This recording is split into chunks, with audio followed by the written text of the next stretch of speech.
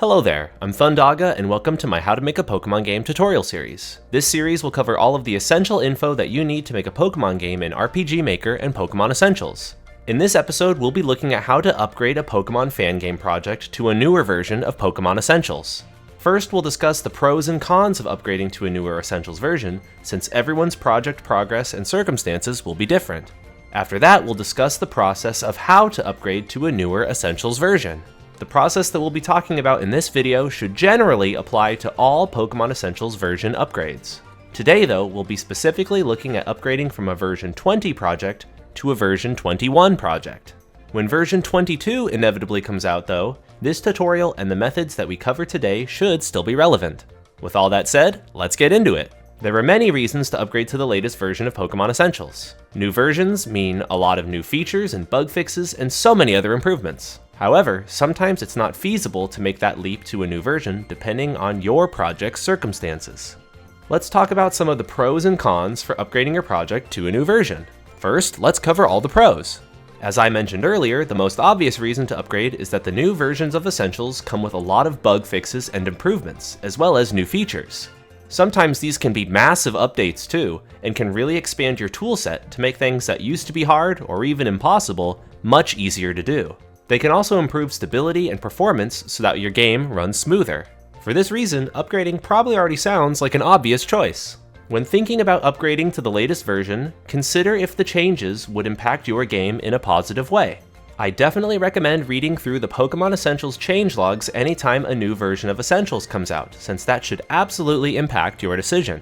Another pro would be staying up to date for new tutorials. I'll be trying to make sure that my tutorials moving forward are always on the latest version of Pokemon Essentials. So, if you're using an older version of Pokemon Essentials, it's possible that some of the information in the video won't be 100% accurate for the older version. They should always generally point you in the right direction though, but who knows how much things will change in the future. And the last pro, believe it or not, is ease. It's way easier than you'd expect to transfer some things to your upgraded project.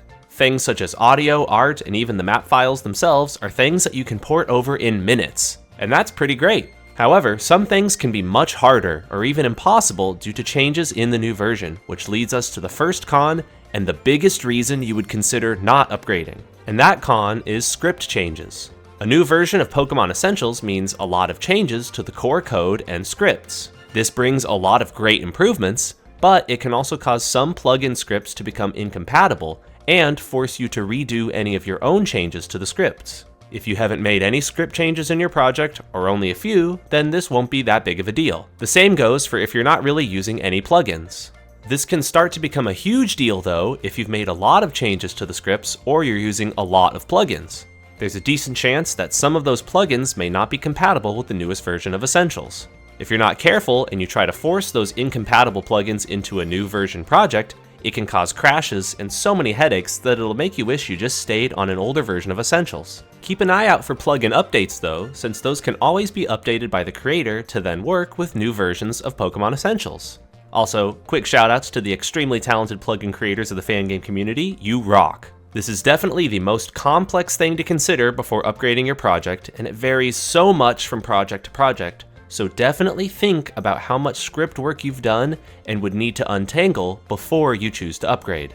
The next cons are pretty minor by comparison, but still worth talking about. One of those would be adjusting to changes. Sometimes a new version will introduce a change to how things work, and if you're used to a previous version, it can take a while to adjust.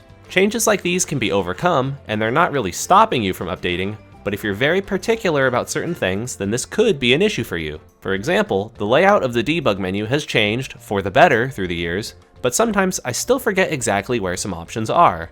The format of some PBS files have also changed for better throughout the years, but sometimes I find myself forgetting where things are defined. But that's on me. The last con would be bugs. Pokemon Essentials is an amazing tool made by some extremely talented people, but every now and again there are some bugs that need to be fixed with a new version.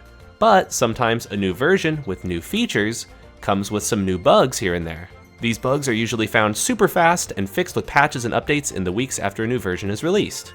It can be worth waiting to update to the latest version if it just came out though, for this reason. And that's all the pros and cons. It's a lot to consider. My general recommendation would be, if you're towards the start of your project or you haven't done too many things with scripts or plugins, then upgrading is easy and you should do it. If you're pretty far along in your project and you have a decent amount of script changes or plugins, then don't worry about it too much. After all, you can always just pick up the latest version for your next project if you feel like it. At the end of the day, this is an important thing you should remember. A well-designed game with good ideas and heart put into it will be fun no matter what version it was developed with. Don't let stressing about versions of Essentials get in the way of you making your game. Now, with all that preamble out of the way, let's finally talk about how to upgrade your project to the latest version. I alluded to this a little bit earlier, but the idea is that we'll be taking files from our project and then moving them into a new project on the latest version of Essentials. Think of it like we're taking that fresh project and turning it into our game. So we'll need to take all the audio files, the graphics, any PBS changes, and a lot of data into the new project. But we also need to be careful what we overwrite because we want to make sure that we're not replacing anything that's been updated or improved in the new version of Essentials. Now, let's get started. I've already got the latest version 21.1 with the hotfixes installed downloaded here on my PC. A link to this download page will be in the video description as well. Before we get started, we should also make a backup of our project just in case. We'll be copying over a lot of files from here to here, so it'll be a good idea just in case to make sure that our previous project is safe and sound. And there we go, I just made a backup folder and copied our version 20 project in there, so now it's safe and sound here. And now we're ready to get working. To start, let's open the version 20 and version 21 project folders side by side. We'll be copying over files from our project here on the left into our new project on the right, so let's go through each of these folders and start moving things over. You don't need to transfer over anything in the root folder here either, just the stuff in these folders on the top. So let's first look at some of the easy to transfer stuff by starting with the audio folder. If you've never added any new music or audio to your game, then you can just skip this step. Since we did add some new music to our V20 project, let's copy it over into the V21 project. What we can do is select the folder and use Ctrl+C to copy it, then go into the other games folder and hit Ctrl+V to paste. From here, it'll process for a little bit and then give us the option to replace the files in the destination or skip these files. Let's just select skip these files for files that have the same name to ensure that we're only pasting in any new audio files. Then after a little bit, we're already done. All of our new audio files from the V20 project have been added to the V21 project. Now let's move on to the next folder. Next up would be the data folder, but we'll save that for a little bit later. Let's first focus on all the easy folders before we move on to some of the harder folders like data. So instead, let's move on to fonts. This one is actually the easiest of all. If you've never added any new fonts to your game, you can just skip this one. If you did add any new fonts, then just copy those over and you're done. If we go in here, we can see that in our previous V20 project, we did add one new font that was called Unknown. So what we can do is just grab this, copy this, paste it in, and now we're already done with fonts. Next, let's look at another relatively easy folder, which is graphics. The graphics folder is typically pretty easy, but it could get a little complicated depending on how many graphic files you've added or modified for your game. This can also be impacted by how many things have been reorganized in the new version of Essentials. Just like the previous folders, if you've never added or modified any graphics, then you can just skip this folder. If you did add or modify any graphics, then what I would recommend that you do is go in and individually look at each of the graphic folders.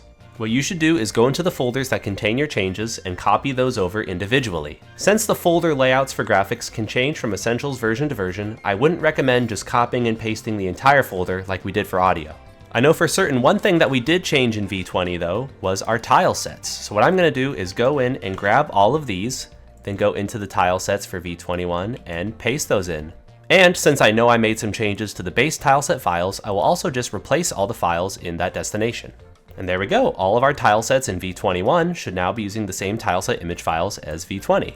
As you do this, you should really pay attention when copying things over to see if there are any differences in the folder layouts for the image names or the image locations. I know, for example, that there is one big difference in the graphics folders from V20 to V21, and that's the new UI folder. In V20, all of the UI graphics lived inside of the Pictures folder. So Pictures/bag for all the bag graphics, and Pictures/battle for all the battle graphics, and so on. Underneath, we can even see things such as the map graphics, and even other UI elements such as the PC item background. In V21 though, most of these files are instead in the UI folder. If we go back and look at the Pictures folder in V21, What we'll see is that most of the images in here are just used for that intro Oak cutscene when Oak talks to you. The graphics pictures folder now is mostly just for images that you'd want to use with the show pictures command. In the future, it's very possible that the graphics folder layout will be updated again, so keep an eye out and always make sure you're placing the graphics from your previous project into the proper locations in the new project. Alright, that's it for the easy folders. Now let's move on to some of the harder ones. Let's talk about the PBS folder next. This one can be very tricky because PBS is where a lot of different things are defined, and the format of how things are defined can get changed a good amount from Essentials version to version. I wouldn't recommend copying and pasting all the files over all at once for this reason, because oftentimes the PBS formats are updated in the newer version, and sometimes things are added that you wouldn't want to overwrite. Instead, what I would recommend that you do, let's open both of these up, is I would recommend that you go through each of these files individually and add your changes manually. This can take a decent bit of time if your project has a lot of PBS data to port over, but ultimately it shouldn't be too bad at the end of the day. Plus, there are some PBS files that rarely ever get touched that you could probably skip over. I would say the most common PBS files that you should make sure that you look into are abilities, if you've made any additions or edits, then scrolling down a little bit, encounters, items, if you've made any addition or edits, map connections, map metadata, metadata, moves, if you've made any addition or edits. Then scrolling down even further, Pokémon, Pokémon forms, and Pokémon metrics if you've added or edited any Pokémon, regional dexes if you've made any additions or edits, and then town map, trainer types and trainers if you've made any additions or edits, and then lastly types if you've added any new types. As an example of what I mean, let's go into the map connections for our previous project and copy those into the new project. At the bottom of our V20 Map Connections PBS file here, we can see that we have a couple new connections defined for our test town, Route 1 and Route 2 maps. We can see that in the format, it uses the names of the maps, their map IDs, as well as some directions and coordinates, such as east and west here. So let's select these and copy them and put them into our new PBS file. Let's go and open that up right here for V21. It is Map Connections right here. So let's scroll down to the bottom and paste in our new map connections. Looking at it, we can see that in V21, it copies mostly the same format, though east is shortened to E and west is W, and so on. So I just went in and changed it, and now it's all looking good. Our map connections from V20 have now been copied over to V21. And that's the general process for everything in the PBS folder. In general, you just need to make sure to copy over any of the changes you've made and make sure that they match the new format if anything's changed. Now, let's look into the plugins folder. If you don't have any plugins in your game folder, or you just have the hotfixes plugin, then you can skip this step. Don't bother ever copying over the hotfixes from a previous version, by the way. If you do happen to have plugins, then this step could potentially be a massive headache for you. What I would recommend is, for each plugin you have installed, check and see if it's been updated to the latest version of Essentials. If you got the plugin from Relic Castle, check and see towards the top of the resources page if it's compatible with the version of Essentials you're upgrading to. So in this case, Essentials version 21.1. If it is, then download and install the latest version of the plugin as directed. If not, then you can make the choice to either wait for an update or not use that plugin for now. You should remember though, it's not always the case that a plugin will be updated. The creator may have moved on to other things instead. For that reason, you should never blame or pester any plugin creators to update their resources. If the plugin you wish to use is old and the creator hasn't said anything about updating it, then perhaps you should consider abandoning that plugin for the time being. You could always try to copy over that old plugin from the previous version of Essentials, but that's risky and may cause issues or crashes. So do that at your own discretion. Just know I don't recommend it. The plugins folder is ultimately a really tricky one to provide concrete steps for because everyone's project is different and people can have any number of different plugins installed. At the end of the day, my advice is just try to make sure that you're always using plugins that are compatible with your version of Essentials, and don't try to force any plugins that aren't. Now, we've saved the best for last, which is the data folder. We need to be very careful when we're messing with data, since there are some things that we want to avoid overwriting. The data folder holds a lot of very important things, such as our game's map files. It also holds a few unimportant things that are never used by Essentials that we can just skip over. Those unimportant things are things like armors or enemies here, because those are things that are only ever used by traditional RPG Maker XP games. In this folder, you'll also see a lot of DAT files, which are compiled from the Pokémon Essentials PBS files and some other data. As long as you've made the changes you need to in your PBS files and then compile those changes when you run your game by holding the left control key, then these data files will be recompiled and use the correct data. You can even see in the compilation window which data files are generated in this step too. Things like town map and map connections, types, abilities, and so much more. Some of these are even new in V21, such as the dungeon parameters and dungeon tile sets, since there was a change to how dungeons work in V21. For that reason, you can skip over all the DAT files, since these are compiled by the game's data when you run Pokémon Essentials.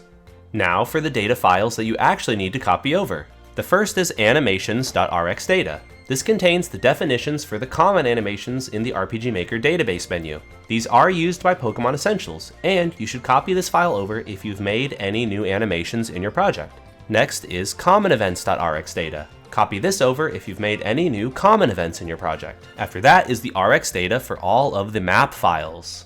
Every map has its own Rx data file, where it's named after its map ID. So map 001 is map 1, and so on. The map Rx data contains everything inside of the map, even the map's defined events. So what we need to do is just make sure that we copy over all the maps that we've made into our new projects folder. What I'd also recommend that you do is not copy over the base Essentials maps, because sometimes those are updated to ensure the events inside them use the properly updated commands and such. One thing to be mindful though, that's a little bit of a pain, is that there are some map files missing in new Essentials projects. So the odds are that some of your new maps are mixed in with some of the base Essentials maps. Whenever you make a new map, it'll have a unique ID that increments to match the number of maps. But if any of those map IDs are unused, then a new map will fill that ID instead.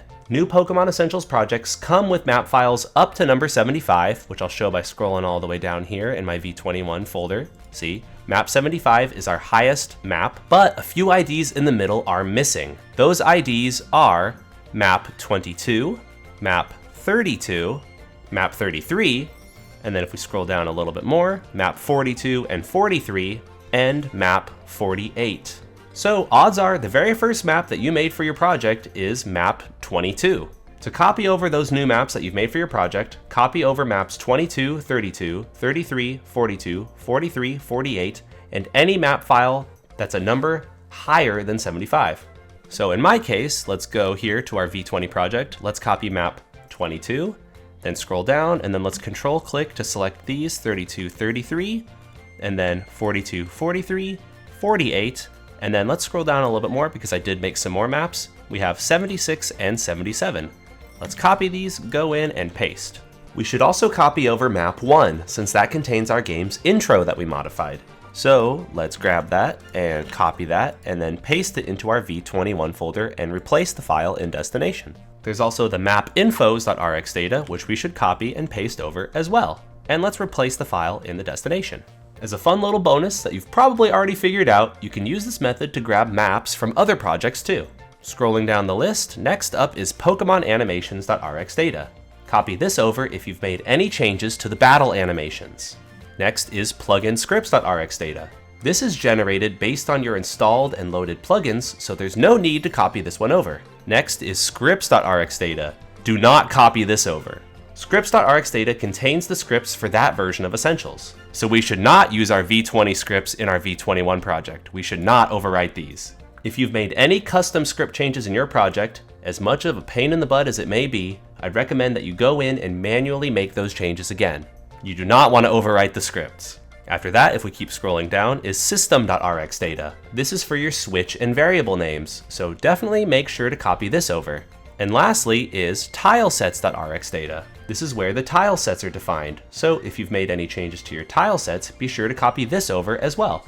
Now that all of our stuff is copied over, the very last step is to open up our new project in RPG Maker. Let's open it up right now. To make sure our new project doesn't load any save data from the previous version, let's also change the game name by going up here to Game, Change Title. Right now it's Pokémon Essentials V21.1, but let's call this Thundaga Tutorials V21.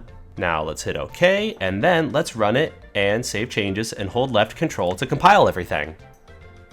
And there we go, now our game is running in version 21.1 of Pokémon Essentials. Check it out, it was V20, now we're moving around, it's looking really smooth in V21, and we even have our map connections and everything. Look at this! There's even our tile set changes.